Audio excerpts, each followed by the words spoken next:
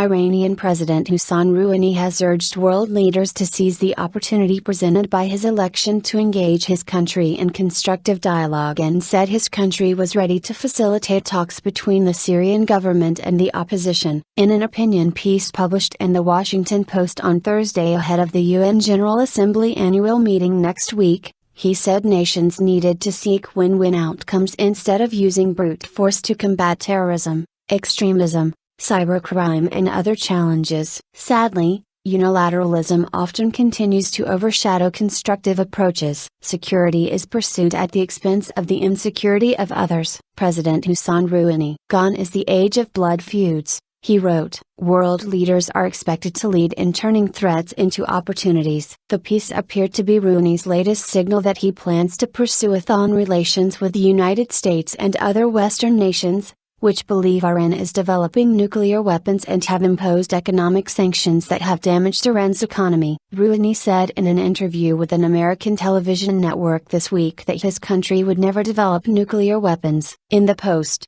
he referred to Iran's peaceful nuclear energy program and made no suggestion of giving it up. To us, mastering the atomic fuel cycle and generating nuclear power is as much about diversifying our energy resources as it is about who Iranians are as a nation, our demand for dignity and respect and our consequent place in the world, he wrote. Acknowledging a change in tone from Iran since his election in June, the White House said on Thursday that President Barack Obama might meet with Rouhani in New York next week. A zero-sum, Cold War mentality leads to everyone's loss, Rouhani wrote in the Post. Sadly, unilateralism often continues to overshadow constructive approaches. Security is pursued at the expense of the insecurity of others, with disastrous consequences. Rouhani said the people of the Middle East should be allowed to decide their own fate. He said he was ready to help facilitate dialogue in Syria, where government forces and rebels have fought a civil war for 2.5 years. Iran has supported Syrian President Bashar al-Assad with weapons and other military aid.